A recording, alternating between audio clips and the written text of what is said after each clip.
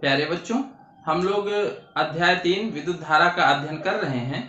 तो इसमें पिछले वीडियो में हम लोगों ने विद्युत धारा तथा अनुगमन वेग इसमें संबंध इसको डेराइव किया था, तथा धारा घनत्व क्या होता है तथा आवेश वाहकों की गतिशीलता क्या होती है बच्चों, इसकी बात की थी। तो आज हम लोग जो वैद्युत प्रतिरोध यानी किसी चालक तार का वैद्युत प्रतिरोध क्या होता है, सबसे पहले इसको पढ़ेंगे, क्योंकि आगे हमको क्या पढ़ना है बच्चों, ओम का नियम।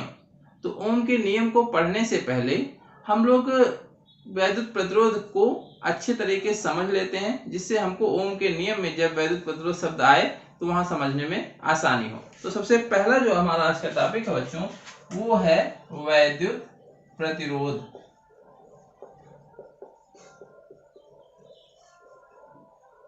इलेक्ट्रिकल रेजिस्टेंस जिसे कहा जाता है, इलेक्ट्रिकल रेजिस्टेंस। ठीक है बच्चों, ये तो चूंकि हम लोग ये वैद्युत यानी आवेश से रिलेटेड चीजों का ही अध्ययन हम लोग यहाँ कर रहे हैं, इसीलिए हर एक शब्द में वैद्युत शब्द आ जाता है। जैसे हम लोग पढ़ते हैं वैद्युत धारा, वैद्युत विभव, वैद्युत प्रतिरोध, उसी तरह से है ये। ठीक है, इसको सिंपली हम लोग प्रतिरोध भी कहते हैं। अब पहली चीज आती है बच्चों कि प्रतिरोध क्या होता है। तो प्रतिरोध नाम से स्पष्ट है, अवरोध। तो प्रतिरोध का अर्थ जो है हम लोग यहाँ देख सकते हैं। तो बच्चों नाम उसी आधार पे रखा जाता है कि वो जो गुण होता है उसी आधार पे नाम भी रखा जाता है बच्चों। ठीक है, तो इसमें प्रतिरोध का अर्थ अवरोध है। अब किसका प्रतिरोध, अर्थात जो चीज अवरोध लगा रही है, प्रतिरोध हमको यहाँ निकालना है। तो किस चीज का प्रतिरोध, जिसमें से हो करके धारा बहती है। तो यहाँ पर हम लोग धारा किसमें से होकर बहती है, किसी तार से होकर बच्चों। तो किसका प्रतिरोध होता है, तार का प्रतिरोध होता है। तो किस चालक तार का प्रतिरोध होता है बच्चों। तो इसको ज्ञात करेंगे। अब चालक तार का प्रतिरोध क्या होता है, इसका फार्मूला क्या होता है, तो इसको पढ़ने से पहले अच्छे तरीके से पहले प्रतिरोध को समझ लेते हैं कि आइए अब इसको समझते हैं बच्चों। तो जैसे ये हमारा एक चालक तार है, समझने के लिए थोड़ा सा यहाँ पर बड़ा और ये मोटा तार बनाया गया है। बहुत पतले पतले तार होते हैं, हम लोग देखते हैं जो। अब चालक तार में जब धारा प्रवाहित करते हैं, धारा कब प्रवाहित होती है, जब हम इसके सिरों के बीच क्या लगा देते हैं बच्चों, एक बैटरी लगा देते हैं। प्लस माइनस एक बैटरी हमने जोड़ दी। बैटरी क्या करती है, बैटरी इस चालक तार के सिरों के बीच एक पोटेंशियल डिफरेंस स्थापित कर देती है, अर्थात विभवांतर स्थापित कर देती है, ये प्लस और ये माइनस। तो इस आरोपित विभवांतर के कारण इसके भीतर के जो इलेक्ट्रॉन होते हैं, कौन से इलेक्ट्रॉन की बात करते हैं, अब आपको बहुत अच्छे तरीके से पता होगा, फ्री इलेक्ट्रॉन। तो इसके भीतर के जो फ्री इलेक्ट्रॉन होते हैं, जैसे हमने बैटरी लगाई, ये किधर चलना शुरू कर देते हैं, धीरे धीरे धन सिरे की तरफ, ठीक है, चलना शुरू कर देते हैं बच्चों। ठीक,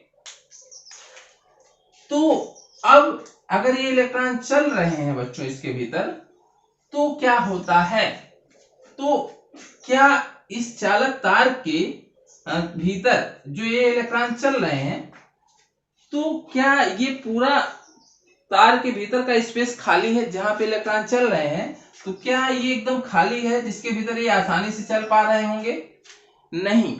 तो ये चीज हमने बताई है कि कोई भी पदार्थ है जिनसे होकर ये इलेक्ट्रॉन मुक्त हुए थे बच्चों, वो किससे मुक्त हुए थे, इसके छोटे छोटे अणुओं से होकर के ये मुक्त हुए थे। और अणु क्या है, उसके भीतर स्थिर है ना, ये चीज हम लोग डिस्कस कर चुके हैं। अर्थात ये स्पेस खाली नहीं है जहां से इलेक्ट्रॉन चल रहे हैं, यहाँ पे ये फिक्स जो इसके धन आयन है, या जो परमाणु के धन आयन अब बन गए, कब बन गए, जब इसमें से इलेक्ट्रॉन निकल चुके हैं, क्योंकि इसी से तो ये मुक्त इलेक्ट्रॉन निकले हैं, तो ये मौजूद होते हैं। तो इलेक्ट्रॉनों के चलने के लिए रास्ता क्या है, खाली नहीं है बच्चों। ये क्या करते हैं, तो जब ये चलना शुरू करते हैं, तो यहाँ पर जो धन आवेश हैं, या इनके जो चालक तार के भीतर मौजूद जो परमाणु हैं, वो तो यहाँ पर मौजूद हैं, इनसे क्या करते हैं, टकराते रहते हैं। ठीक बच्चों, तो इनसे क्या करना पड़ता है, इनको टक्कर करना पड़ता है, टकराना पड़ता है, और टकराने के बाद भी धीरे धीरे क्या करते हैं, ये इधर आते रहते हैं। ठीक है बच्चों, तो टकराने पर क्या होगा, टकराने के कारण इनकी ऊर्जा जो है कम हो जाती है, और ऊर्जा कम हो जाती है तो ऊर्जा ही ऊष्मा रूप के रूप में बाहर निकलती है। और हम देखते हैं कि जब किसी तार में विद्युत धारा प्रवाहित होती है बच्चों, तो वो तार गर्म हो जाता है। क्यों गर्म होता है, यही कारण है। तो यही क्या है, यही जो धनायन है या इसके भीतर जो परमाणु है वो क्या करते हैं, धारा के मार्ग में अवरोध उत्पन्न करते हैं बच्चों। तो इस अवरोध को ही क्या कहा जाता है, इसी को चालक तार का प्रतिरोध कहा जाता है। ठीक है बच्चों, तो किसी तार के भीतर जितना ज्यादा अवरोध होगा उसका प्रतिरोध उतना ही ज्यादा होगा, और जिसके भीतर अवरोध कम होगा उसमें धारा आसानी से प्रवाहित होगी, और जिस तार के भीतर ये प्रतिरोध ज्यादा होगा उसमें धारा कठिनाई से प्रवाहित होगी, और जब कठिनाई से प्रवाहित होगी अर्थात अवरोध ज्यादा है तो उसकी ऊर्जा उतनी ही ज्यादा, यानी जो ये मुक्त इलेक्ट्रॉन है उनकी ऊर्जा उतनी ही ज्यादा क्षयित हो जाएगी, नष्ट हो जाएगी, और वही ऊर्जा ऊष्मा के रूप में बाहर आती है बच्चों। तो इस तरीके से तार हमारा गर्म हो जाता है। अब ये आपको समझ में आ गया होगा कि प्रतिरोध क्या होता है। तो प्रतिरोध होता क्या है, तो इसको अगर हम सिंपली लिखें तो क्या लिखेंगे कि चालक तार द्वारा धारा के मार्ग में उत्पन्न अवरोध ही तार का वैद्युत प्रतिरोध कहलाता है बच्चों, कहलाता है।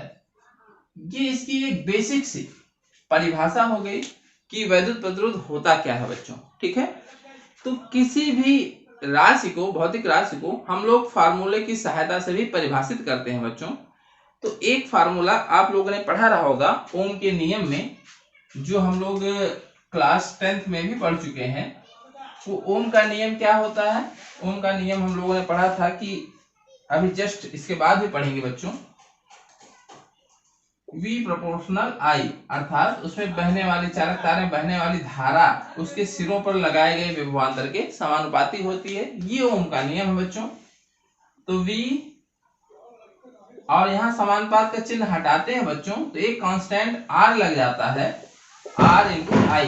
तो ये जो R है बच्चों, ये क्या है, यहाँ पर अभी हमने क्या कहा, ये जब भी समानुपात का चिन्ह हटाते हैं और बराबर का चिन्ह लगाते हैं तो एक नियतांक आता है, और यहां जो नियतांक प्रयोग किया गया है वही क्या कहलाता है, चालक तार का वैद्युत प्रतिरोध कहलाता है बच्चों। तो यहाँ जो ये नियतांक आया, इसी नियतांक को उस चालक तार का क्या कहते हैं, वैद्युत प्रतिरोध कहते हैं। तो ये फार्मूला आपने पढ़ा रहा होगा। यहां से भी एक फार्मूला हम R का बना सकते हैं बच्चों। तो R बराबर क्या हो जाएगा, I को इधर ले आएंगे तो R बराबर V बटे I। ये हमारा एक फार्मूला वैद्युत प्रतिरोध का यहां से मिल जाता है। तो यहां से भी वैद्युत प्रतिरोध को हम लोग इस फार्मूले से भी परिभाषित कर सकते हैं बच्चों। क्या है, V क्या है, चालक तार के सिरों के बीच लगाया गया विभवांतर, ठीक है, जो भी विभवांतर हमने लगाया है, और I क्या है, इसमें बहने वाली धारा। तो R को एक तरीके से और परिभाषित कर सकते हैं प्रतिरोध को, कि चालक तार के सिरों के बीच लगाया गया विभवांतर तथा उसमें बहने वाली धारा के अनुपात को ही तार का वैद्युत प्रतिरोध कहते हैं बच्चों, प्रतिरोध कहते हैं। ठीक है बच्चों, तो ये दो परिभाषा हम लोगों ने पढ़ी। तो ये सिंपली ये समझ डेवलप करने के लिए उससे ये परिभाषा दी गई और ये फार्मूले की सहायता से दी गई बच्चों। तो ये हमारी परिभाषा दोनों, चाहे जो परिभाषा लिख लें दोनों सही है, कोई दिक्कत नहीं है। ठीक है, तो ये पहली चीज। अब ये हम लोग प्रतिरोध के बारे में तो समझ गए। प्रतिरोध क्या एक प्रकार का अवरोध है जो कब लगाया जाता है, जब उसके भीतर इलेक्ट्रॉन फ्लो होते हैं तो चालक तार के भीतर ही कुछ अवरोध उत्पन्न होता है जो इलेक्ट्रॉनों के मार्ग में बाधा उत्पन्न करता है चलने के लिए। तो इसी को कहते हैं धारा। चूंकि इलेक्ट्रॉन चलेंगे तभी तो धारा बहेगी, अर्थात आवेश जब बहेगा, आवेश एक स्थान से दूसरे स्थान एक दिशा में जाएगा तभी धारा बहती है। तो हम लोग क्या कहते हैं, धारा के मार्ग में लगाया गया अवरोध। इलेक्ट्रॉन के मार्ग में लगता है लेकिन इलेक्ट्रॉन ही तो धारा बना रहे हैं, तो क्या कहते हैं, धारा के मार्ग में लगाया गया अवरोध। ठीक है बच्चों, अगली चीज। अब यहां से इसका मात्रक क्या होता है, R बराबर V बटे I, V का वोल्ट अपान I का क्या होता है, एम्पियर।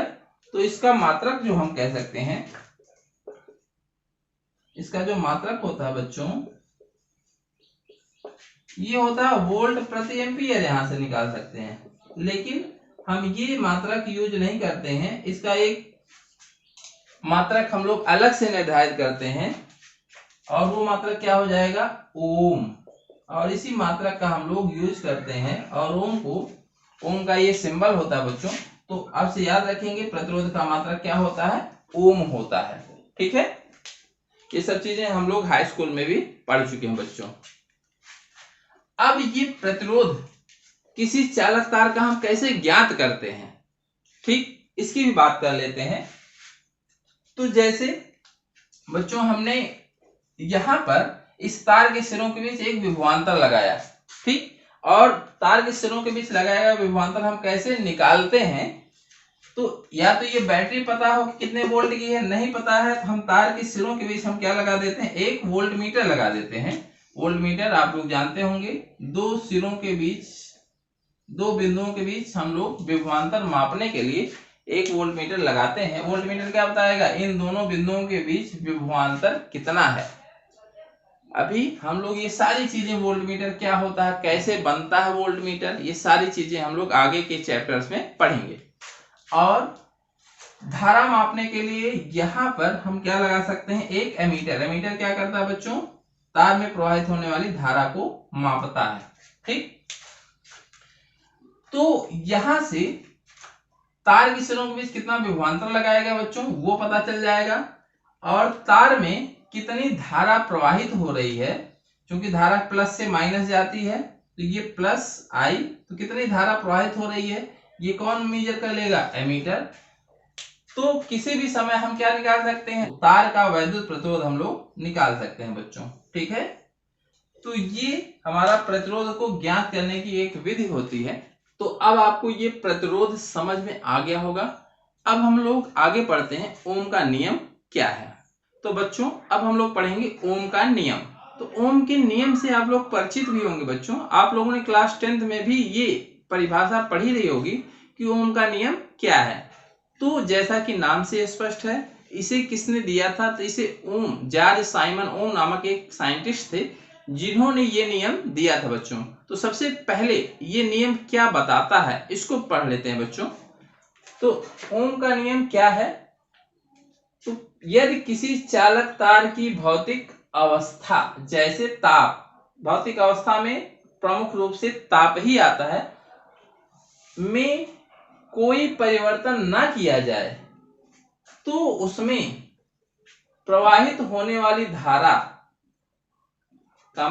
तार के सिरों के बीच लगाए गए विभवांतर के अनुक्रमानुपाती होती है। तो ये नियम आप लोगों ने पहले पढ़ा रहा होगा बच्चों। तो सबसे पहले की भौतिक अवस्था जैसे ताप आदि में कोई परिवर्तन ना किया जाए, तो ये चीज अर्थात ताप ना बदलने पाए, किसका, चालक तार का। ठीक है, तो चालक तार का अगर ताप बदल जाता है तो फिर ये ओम का नियम लागू नहीं होगा। तो पहली शर्त क्या है हमारी, चालक तार के ताप में कोई परिवर्तन ना होने पाए। अभी हम लोग इसको देखेंगे। तो हाई स्कूल में जब हम लोग पढ़ रहे थे तो इसको याद कर लेते थे, इसका डेरिवेशन भी हमारे कोर्स में नहीं था, बस इसको हमको याद करके इसका फार्मूला याद रखना होता था। लेकिन अब क्लास 12th में इसका डेरिवेशन भी है बच्चों, और ये डेरिवेशन भी बहुत इंपॉर्टेंट है हमारे पाठ्यक्रम के हिसाब से, और कई बार परीक्षाओं में पूछा गया है। तो इसलिए इसको बहुत अच्छे तरीके से तैयार करना है हमको, और इसको हमारे साथ समझते चलें, और बहुत आसान लगेगा आपको डेरिवेशन ये। तो अब अगली चीज, परिवर्तन ना किया जाए तो उसमें प्रवाहित होने वाली धारा तार के सिरों के बीच लगाए गए विभवांतर के अनुक्रमानुपाती होती है। अब आ जाए इधर, ये एक हमारा चालक तार है बच्चों। चालक तार में धारा कब बहेगी? जब इसके सिरों के बीच हम लोग क्या लगा देंगे, एक बैटरी। बैटरी क्या करती है, तार के सिरों के बीच एक विभवांतर आरोपित कर देती है। तो जैसे विभवांतर आरोपित होगा इसमें धारा बहने लगेगी, ठीक है बच्चों। तो धारा और विभवांतर में क्या संबंध होता है, अनुक्रमानुपात होता है बच्चों, ठीक है। तो यदि किसी समय तार के सिरों के बीच लगाया गया विभवांतर क्या है, V है, ठीक है बच्चों, तो उसमें धारा कितनी बहेगी, I, ये चीज है। अर्थात ये जो धारा है किस पे निर्भर करती है, सिरों पर लगाए गए विभवांतर पर निर्भर करती है, ठीक। तो इसी को हम लोग क्या कहते हैं, ओम का नियम कहते हैं बच्चों, V प्रोपोर्शनल I, यही ओम का नियम कहलाता है। अब अनुक्रमानुपात क्या होता है, इसको पहले हम लोग समझ लेते हैं। जैसे अगर हम लोग यहाँ पर इसके सिरों के बीच एक विभवांतर आरोपित करते हैं, तो विभवांतर नापने के लिए अभी हमने बताया था एक वोल्ट मीटर लगा देते हैं बच्चों। तार के सिरों के बीच एक वोल्ट मीटर लगा देते हैं ये। तो ये वोल्ट मीटर क्या बताएगा, तार के सिरों के बीच कितना विभवांतर आरोपित किया गया, और इसमें बहने वाली धारा के को नापने के लिए हमने क्या किया, इसमें एक एमीटर लगा दिया, अभी हम लोगों ने पढ़ा। और अगर ये बैटरी है, बैटरी में अगर हमने एरो का निशान लगा दिया, तो ये चीज हमने बताई थी कि ये क्या, इससे क्या कर सकते हैं, इसके विभवांतर को हम चेंज कर सकते हैं। क्या देखना चाहते हैं हम लोग कि जब इसके विभवांतर को बदलेंगे तो धारा कैसे बदलेगी बच्चों, ठीक है। तो अगर हम इसके यानी यहां से हम लोग इसके वोल्टेज को चेंज करेंगे, तो इसके सिरों के बीच अर्थात तार के सिरों के बीच जो विभवांतर होगा वो बदल जाएगा, और तब देखेंगे कि धारा कैसे बदल रही है। तो इसको थोड़ा सा यहाँ देख लेते हैं बच्चों, तब आपको अच्छे तरीके से ये अनुक्रमानुपात समझ में आएगा। और इसका एक हम लोग टेबल बना लेते हैं। जैसे ये तार के सिरों के बीच लगाया गया विभवांतर, और इसमें देख लेते हैं धारा, ठीक है बच्चों। तो V का मतलब है यहाँ से अगर हमने वोल्टेज लगाया, यहाँ से ही चेंज करेंगे, तो लेकिन ये सिरों के बीच लगाया गया विभवांतर हम लोग यहाँ पर देखेंगे, ये वोल्ट मीटर होता है। तो यहाँ से हमने चेंज किया, और हमने देखा कि इसके सिरों के बीच 1 वोल्ट विभवांतर आ गया, ठीक है। ये विभवांतर वोल्ट में, और धारा किस में रहेगी, एम्पियर में बच्चों, ठीक है। ये किस में रहेगा, वोल्ट में, ठीक। तो हमने देखा इसमें धारा, अब एमीटर में धारा देखेंगे, यहाँ विभवांतर वोल्ट मीटर में देखेंगे, धारा किस में देखेंगे, एमीटर में देखेंगे बच्चों। तो हमने देखा धारा कितनी आ रही है, 2 एम्पियर, ठीक। अब हमने क्या किया, विभवांतर को बढ़ा करके 2 वोल्ट कर दिया, विभवांतर को बढ़ा करके कितना कर दिया, 2 वोल्ट कर दिया। तो हमने देखा एमीटर में धारा जो आ जा रही है बच्चों, 4 एम्पियर आ जा रही है, ठीक। फिर हमने विभवांतर को बढ़ा करके 3 ओम कर दिया, और फिर एमीटर में देखा हमने धारा 6 एम्पियर हो गई। फिर विभवांतर को बढ़ा करके 4 वोल्ट कर दिया, और एमीटर में देखा धारा कितनी हो गई, 8 हो गई। तो इस तरह से अब देख सकते हैं हम इस टेबल में कि जैसे जैसे हम विभवांतर को बढ़ा रहे हैं, जैसे पहले 1 था, फिर हमने क्या किया, 2 कर दिया। 2 का अर्थ क्या हुआ, 2 गुना, 1 का 2 गुना कर दिया, 2 हुआ। तो धारा भी हमारी उसी अनुपात में क्या हो गई, 2 गुनी हो गई, 2 दूनी 4। फिर हमने विभवांतर को 3 गुना कर दिया, पहले 1 था, अब क्या कर दिया, 3। तो धारा भी हमारी कितनी गुना हो गई, 2 3 6, ठीक। अनुक्रमानुपात समझ में आ रहा है कि जैसे जैसे विभवांतर बढ़ाएंगे उसी अनुपात में धारा भी बढ़ेगी। फिर विभवांतर को बढ़ा करके हमने 4 गुना कर दिया, तो धारा भी हमारी क्या हो गई, 4 गुना, अर्थात 2 चौक 8 हो जाती है बच्चों। इस तरह से अगर हम इसका ग्राफ बनाए बच्चों, ये सब चीजें आपको जानकारी के लिए बताई जा रही हैं। ओम के नियम और इसका निगमन में ये सब चीजें नहीं बनानी है, आगे के लिए जब हम चीजें पढ़ें तो उसमें हमको कोई कंफ्यूजन ना हो, इसलिए बताया जा रहा बच्चों। तो इस पे अगर हम लोग वोल्टेज लें, ये हमारा वोल्टेज होता है, विभवांतर लगाया गया विभवांतर, और इधर होती है धारा। तो विभवांतर के लिए हमने बताया 4 1 2 3 4, ये 4 वोल्ट हो गया, 4 वोल्ट तक हमने विभवांतर यहाँ पर रीडिंग ली है। और इसके बाद इधर जो हमारी धारा होगी 1 2 3 4 5 6 7 और ये 8। ठीक है बच्चों, तो अब हम देख सकते हैं यहाँ पर हम पॉइंट बना लेंगे। जब हमने विभवांतर 1 वोल्ट लिया तो धारा कितनी 2, तो 1 वोल्ट विभवांतर और 2 एम्पियर धारा, तो हमारा पॉइंट कहाँ मिलेगा, यहाँ मिलेगा। फिर जब 2 वोल्ट विभवांतर हो धारा कितनी 4, तो 2 वोल्ट पे हमारा ये 2 वोल्ट वाला है और ये 4, तो हमारा पॉइंट कहाँ मिलेगा, जहां पर ये दोनों मिले 4। फिर ये 3 वोल्ट पे 6, ये पॉइंट मिला। और 4 वोल्ट पे कितना हो गया बच्चों 8, ये पॉइंट मिला। तो अब हम इन चारों पॉइंट्स को मिला दें बच्चों, तो हमारी एक स्ट्रेट लाइन मिलती है। ये इस तरह से हमको एक स्ट्रेट लाइन मिलती है बच्चों। ये आप देखेंगे सब सही सही बनाएंगे तो ये एकदम स्ट्रेट लाइन मिलेगी ये।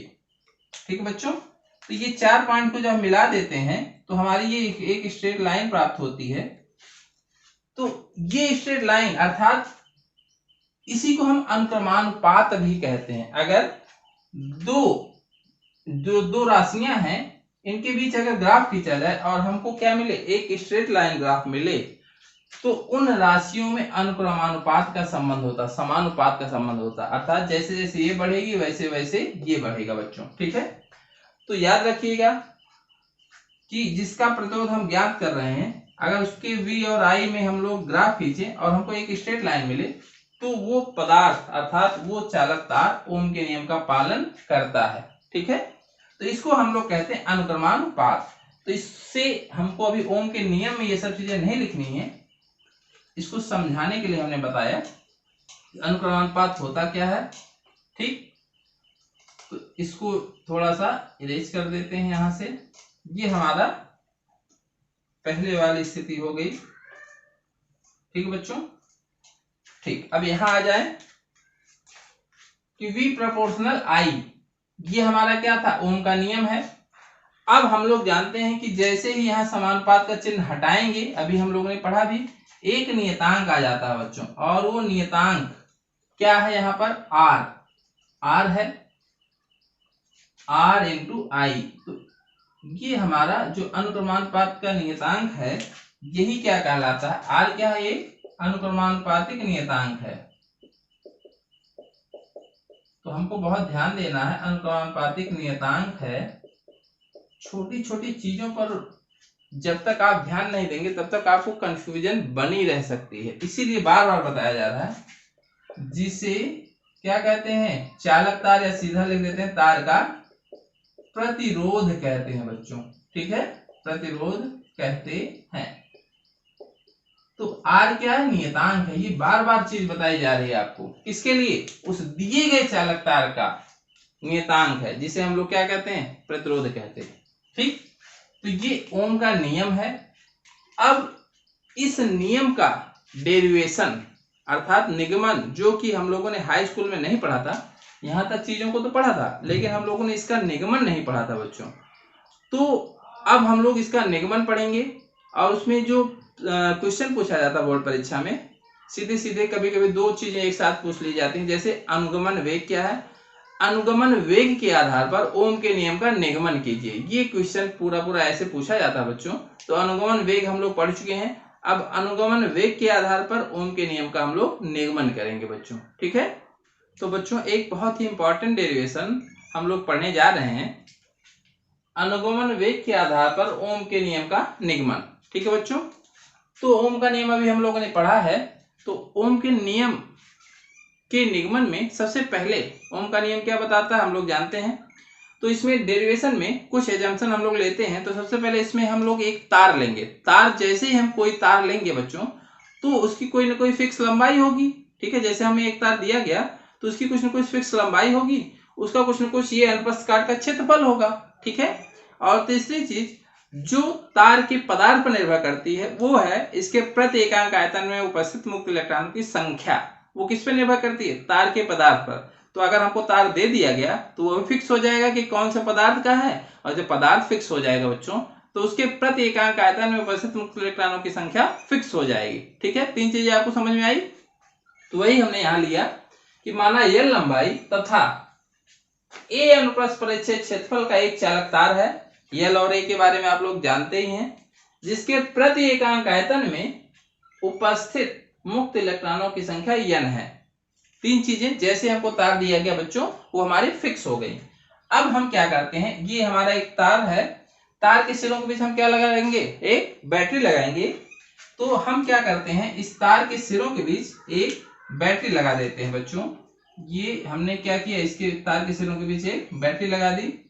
बैटरी क्या करेगी बच्चों, तार के सिरों के बीच एक विभवांतर स्थापित करेगी, और जो विभवांतर स्थापित किया बैटरी ने, हमने माना कि तार के सिरों के बीच आरोपित विभवांतर V है, और जैसे ही विभवांतर लगेगा बच्चों, ठीक है, क्या होगा, तार के भीतर जो मौजूद मुक्त इलेक्ट्रॉन है धीरे धीरे किधर चलना शुरू करेंगे, एक दिशा में, अर्थात धन की दिशा में चलना शुरू करेंगे, और तार के भीतर आवेशों का प्रवाह चालू हो जाएगा और उसमें धारा बहनी शुरू हो जाएगी। ठीक है, तो जैसे हमने विभवांतर स्थापित किया तार की सिरों के बीच, इसमें एक धारा बहने लगी।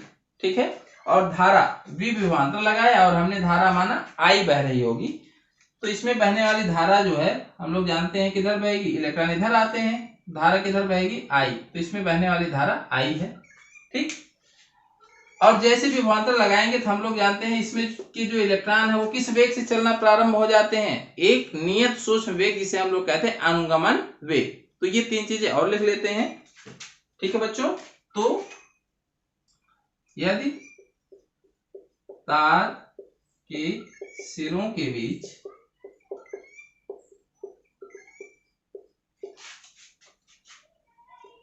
विभवांतर V लगाने से उसमें प्रवाहित धारा, अर्थात तार में प्रवाहित धारा I है, प्रवाहित धारा I है, तथा तार के भीतर जो मुक्त इलेक्ट्रॉन है, सीधे लिख देते हैं, मुक्त इलेक्ट्रॉनों का अनुगमन वेग, एक सूक्ष्म नियत वेग जिससे वो चल रहे होंगे तार के भीतर, जैसे हमने विभवांतर लगाया V लगाया तो उनको एक अनुगमन वेग भी फिक्स मिल जाएगा। ठीक है, मुक्त इलेक्ट्रॉनों का अनुगमन वेग Vd है। ये इतनी चीजें हमको बच्चों लिखनी चाहिए शुरुआत में। तो अगर नहीं भी लिखते हैं, कुछ चीजें इसमें छूट जाती हैं तो भी कोई बात नहीं, जो चीज आपको याद हो लिख दीजिए। डेरिवेशन जो हम करने जा रहे हैं वो स्टेप वाइज स्टेप आपको याद रहना चाहिए। और अगली चीज बच्चों, जो भी थोड़ा सा बड़ा डेरिवेशन होता है तो सबसे पहले डेरिवेशन को करने का तरीका क्या होता है, सबसे पहले हम स्टेप बाय स्टेप चीजों को समझ लें कि हमको करना क्या है, और जब हमको उद्देश्य पता होगा तो उसी दिशा में हम लोग धीरे धीरे आगे बढ़ते जाएंगे। ये सबसे अच्छा तरीका डेरिवेशन का होता है, तभी डेरिवेशन याद रह पाएगा बच्चों। केवल रटने से आपको कभी भी याद नहीं होगा। तो दोनों चीजें हमको स्टेप बाय स्टेप चलना है, और हमको क्या निकालना है लास्ट में वो चीज पता होनी चाहिए। तो हमको निकालना क्या है बच्चों, हमको निकालना है विभवांतर तथा धारा में रिलेशन निकालना है, V और I का। ठीक है, अनुक्रमानुपात संबंध होता है, इसी को ज्ञात करना, यही तो उनका नियम है। ठीक, तो किसकी सहायता से, अनुगमन वेग की सहायता से। तो सबसे पहले हमको क्या रिलेशन मालूम है, अनुगमन वेग और विद्युत धारा में संबंध। तो सबसे पहले वही लिख लेते हैं कि अनुगमन वेग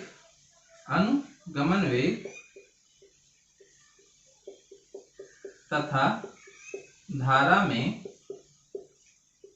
संबंध, ये हम लोग पढ़ चुके हैं बहुत अच्छे तरीके से, हमको याद है, NEAVD।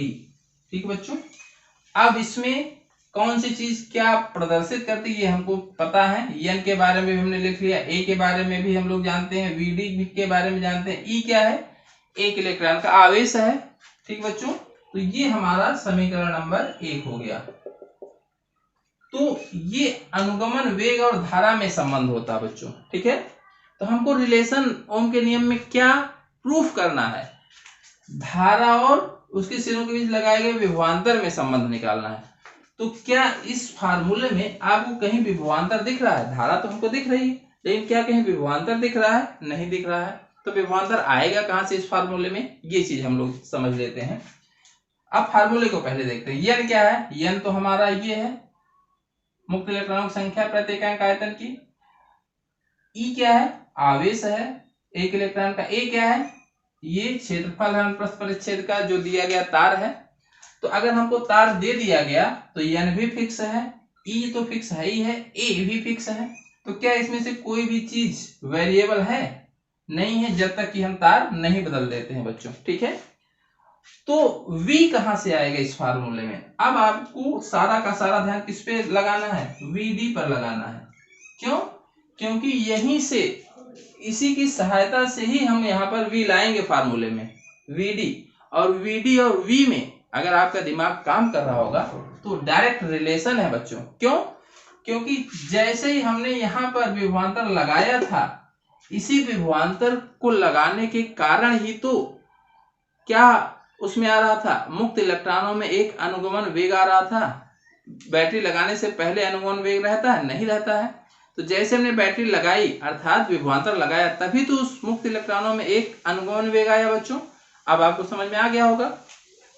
तो VD और V अर्थात मुक्त इलेक्ट्रॉनों के अनुगमन वेग VD तथा V में जो रिलेशन है उसी को अगर हम ला के यहाँ रख दें, अर्थात VD को हम V से रिप्लेस कर दें, अर्थात उसके सिरों के बीच लगाए गए विभवांतर से रिप्लेस कर दें, तो हमारा ये फार्मूला अर्थात हम I और V में संबंध को ज्ञात कर सकते हैं बच्चों। ठीक है, तो इसी संबंध की तरफ हम बढ़ेंगे कि VD और V में क्या रिलेशन है। ठीक है बच्चों, अब आपको उद्देश्य समझ में आ गया होगा।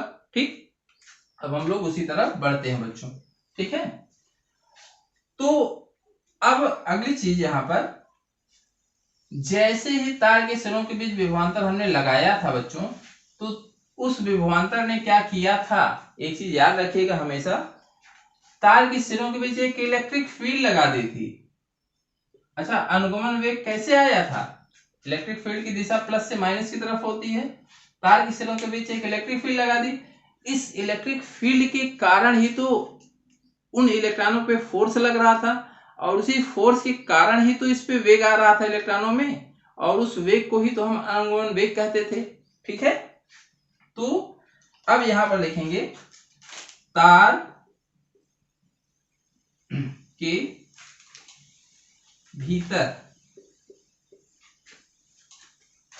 उपस्थित एक समान विद्युत क्षेत्र E है, तो E के कारण प्रत्येक मुक्त इलेक्ट्रॉन पर लगने वाला बल बच्चों, तो प्रत्येक मुक्त इलेक्ट्रॉन पर लगने वाला बल हम लोग जानते हैं, किससे निकालते हैं? यह बराबर QE से। तो एक इलेक्ट्रॉन का आवेश Q की हम क्या रखेंगे? E into E। ठीक है बच्चों, F बराबर E इंटू E। और इसी बल के कारण मुक्त इलेक्ट्रॉन में क्या आता है? त्वरण आता है। तो ये फार्मूला हमने आपको पहले ही बताया था। तो इस बल के कारण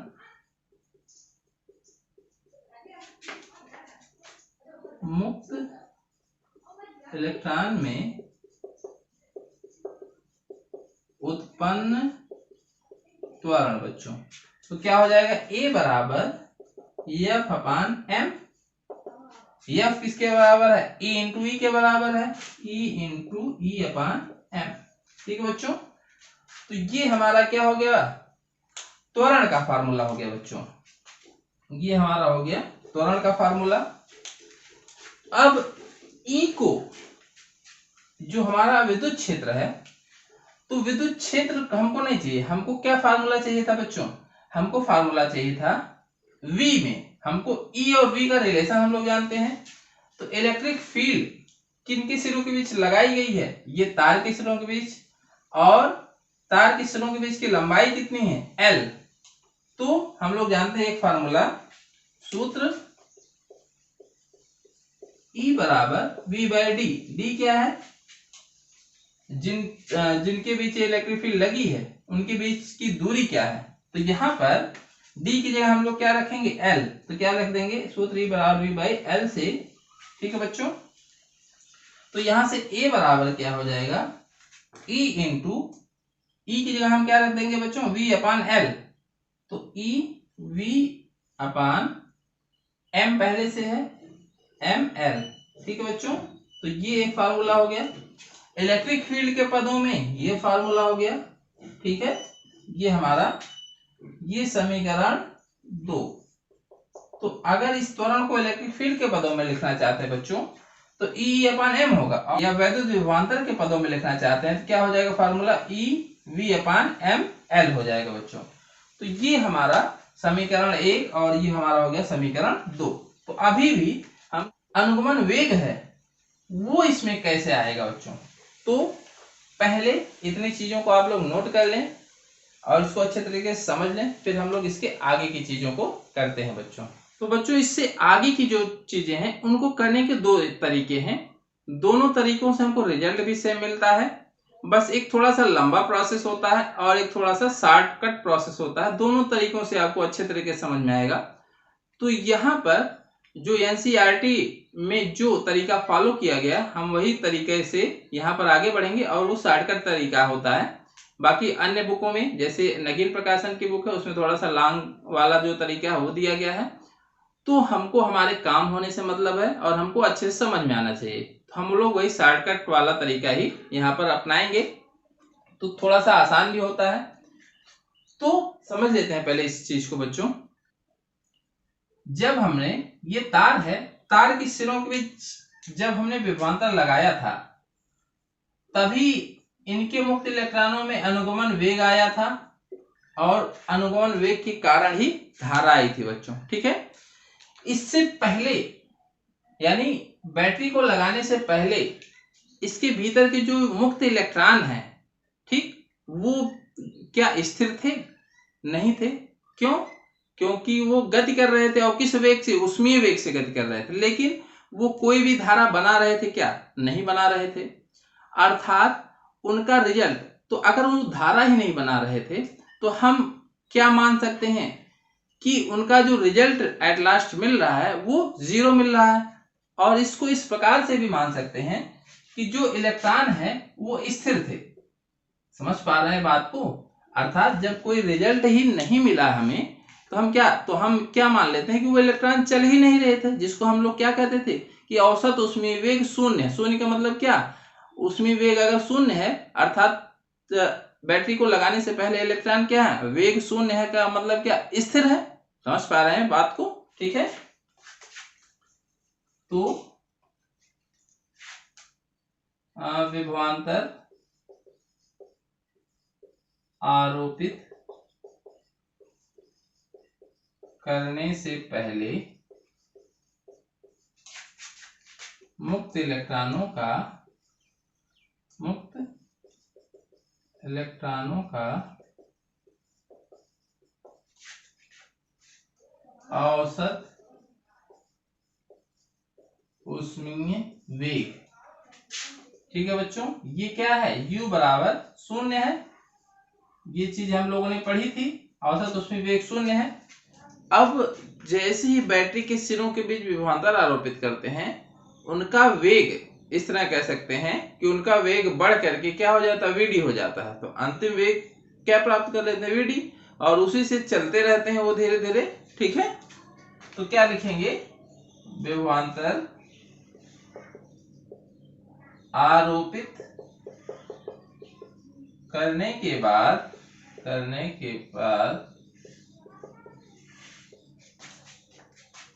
मुक्त इलेक्ट्रॉनों का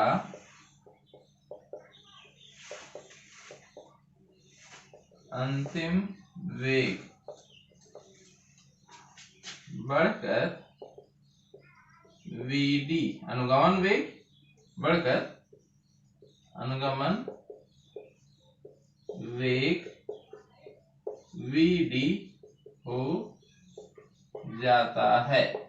ठीक है बच्चों, तो अब सभी इलेक्ट्रॉनों की अगर बात करें, सभी इलेक्ट्रॉनों का वेग वीडी ही है अलग अलग। तो हमारे पास एक फार्मूला है बच्चों जो आप लोगों ने 11th क्लास में पढ़ा रहा होगा, v बराबर u प्लस ए टी से। इस सूत्र से अगर हम देखें तो अंतिम वेग हमारा vd है, तो अंतिम वेग vd हो जाता है। प्रारंभिक वेग बच्चों क्या है? 0। ठीक है, क्योंकि इनका कोई रिजल्ट तो मिलता नहीं, तो इलेक्ट्रॉनों का प्रारंभिक वेग क्या मान लेंगे? 0 मान लेंगे। प्लस ए जो है ये है त्वरण। ठीक, तो इलेक्ट्रॉनों का जो त्वरण है, तो सभी इलेक्ट्रॉनों में एक समान त्वरण उत्पन्न होता है। तो अभी हम लोगों ने समीकरण 2 से पढ़ा था बच्चों कि ये त्वरण जो है इसके बराबर होता है ev बटे m इंटू l। और t की जगह बच्चों क्या रखेंगे? ये जो समय है, तो समय कौन सा रखते हैं?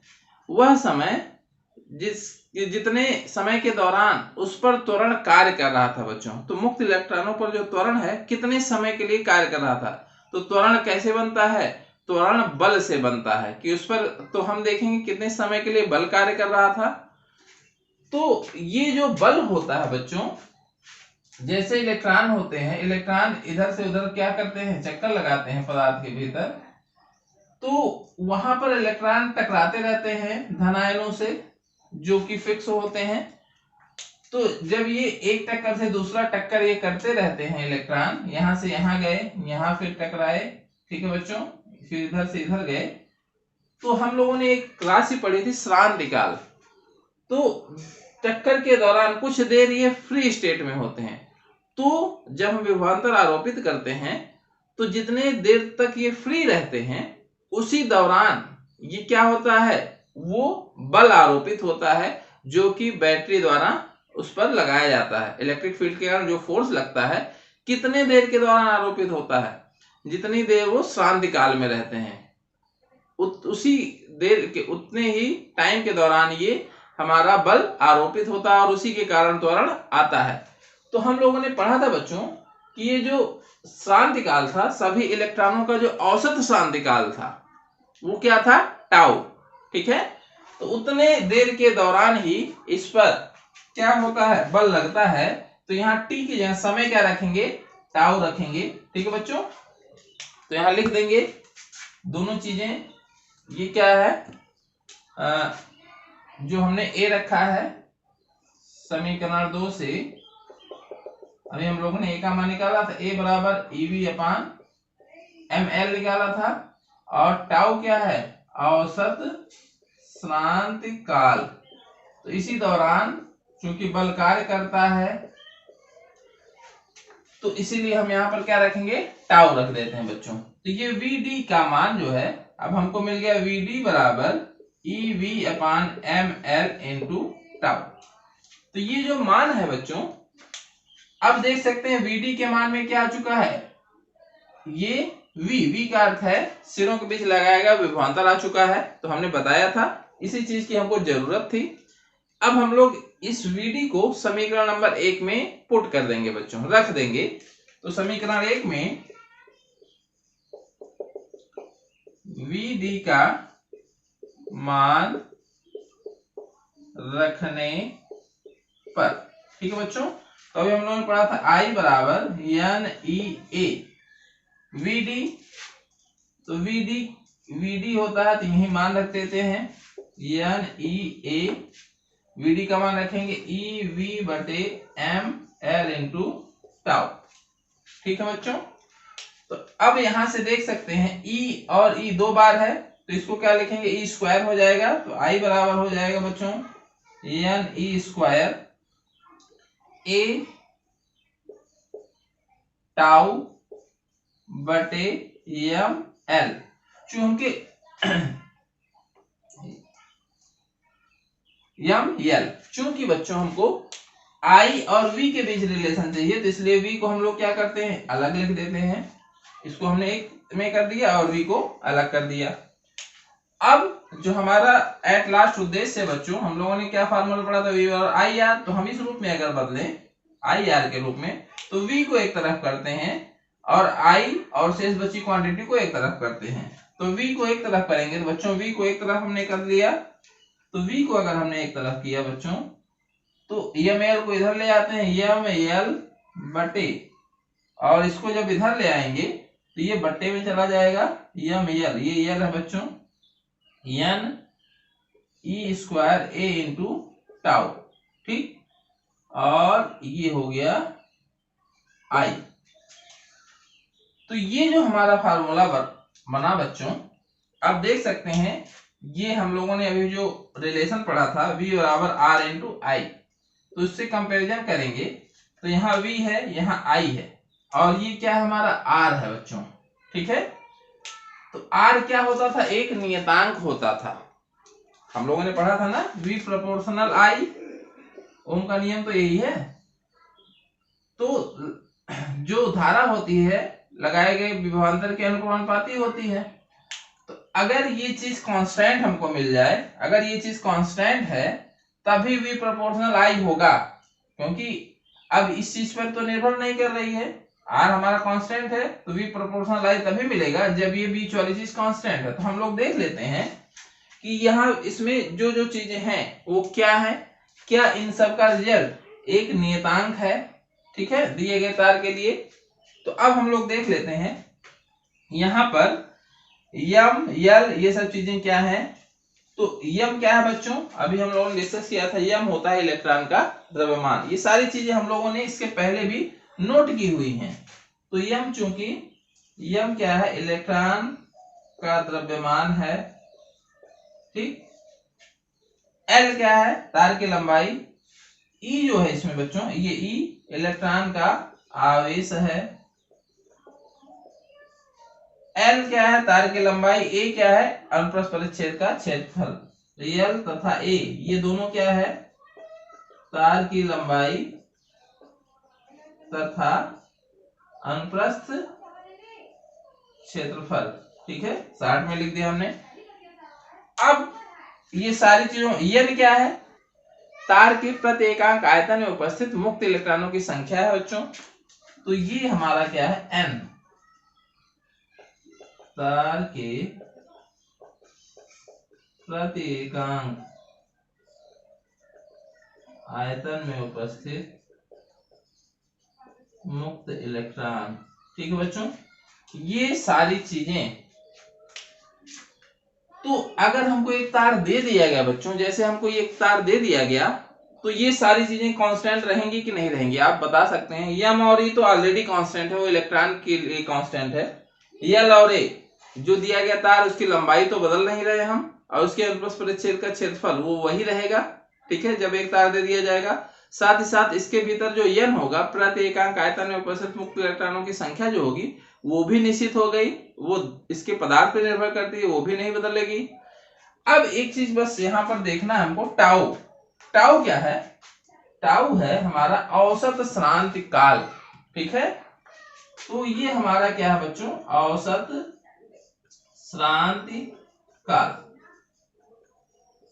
तो श्रांति काल आपको बताया गया था बच्चों, ये क्या होता है, तो ये होता है कि जब इलेक्ट्रॉन जो है उस तार के भीतर बार बार टकराते हैं, तो टकराने के बीच में जो उनका रिलैक्स का टाइम होता है, उसी का जो औसत होता है, उसी को हम लोग औसत श्रांति काल कहते हैं। तो ये किस पर निर्भर करता है, ये अगर तार के पदार्थ का ताप बढ़ा दिया जाए तो ये जो मुक्त इलेक्ट्रॉनों की ऊर्जा होती है बच्चों, ये बढ़ जाती है, तो ये और तेजी से तार के भीतर चलना प्रारंभ कर देते हैं, और जब चलना प्रारंभ करेंगे तो और जल्दी जल्दी टक्कर करेंगे, और जब जल्दी जल्दी टक्कर करेंगे तो ये श्रांति काल का मान क्या होगा, परिवर्तित होगा। तो अगर श्रांति काल का मान परिवर्तित होगा, चूंकि ये फार्मूले में है, ये v और i और में जो रिलेशन है, ये पूरे फार्मूले में टाउ भी मौजूद है, तो अगर टाउ का मान परिवर्तित होगा तो v और i का रिलेशन भी क्या होगा, परिवर्तित होगा बच्चों। इसीलिए आपको जब ओम का नियम बताया गया था, तो उसमें एक चीज आपने नोट की होगी कि सबसे पहली ही शर्त क्या है, दिए गए ताप पर, एक निश्चित ताप पर, ठीक है, और कुछ भौतिक राशियों में परिवर्तन ना हो, जैसे उसमें ताप लिखा गया था। तो अगर ताप ना बदले बच्चों, अगर ताप नहीं बदलेगा तो ये औसत श्रांति काल भी नहीं बदलेगा। समझ में आ गया अब आपको। तो अगर शांतिकाल भी नहीं बदल रहा है, ये पूरी चीज किस तरह कार्य करती है, एक नियतांक की तरह कार्य करती है बच्चों। किसके लिए, दिए गए तार के लिए, ठीक है। तो ये यम एल, तो ये जो हम लिखेंगे तो यम एल बटे एन ई स्क्वायर ए इंटू टाउ, ये क्या होगा, एक निश्चित ताप पर, निश्चित ताप क्यों जोड़ते हैं, टाउ के लिए, एक निश्चित ताप पर दिए गए तार के लिए, दिए गए तार के लिए नियतांक होगा, नियतांक है या नियतांक होगा, लिख लेते हैं, नियतांक होगा। और इसी नियतांक को बच्चों हम लोग क्या कहते हैं, आर कहते हैं। अर्थात ये प्रतिरोध का फार्मूला, एक प्रतिरोध का फार्मूला ये भी प्राप्त होता है बच्चों, ठीक है। तो इसी को हम लोग क्या कहते हैं, यहां से जब तुलना करते हैं देख सकते हैं, तो ये नियतांक ही किसके बराबर है, आर के बराबर है, ठीक है बच्चों। पहले इतनी चीज आप लोग नोट कर लें, फिर इसमें थोड़ी सी चीज और है उसको डिस्कस कर लेते हैं, फिर हमारा ओम का नियम ये समाप्त हो जाएगा बच्चों। तो बच्चों ये जो नियतांक है इसी को क्या कहते हैं, चालक तार का प्रतिरोध कहते हैं।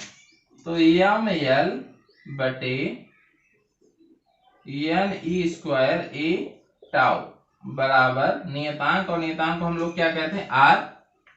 ये हमारा क्या है, नियतांक है, कब, दिए गए तार का नियतांक।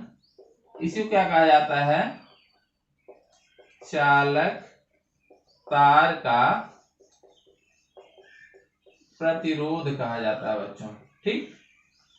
तो अगर ये हमारा क्या मिल गया, कांस्टेंट मिल गया, V प्रोपोर्शन बराबर R इंटू आई।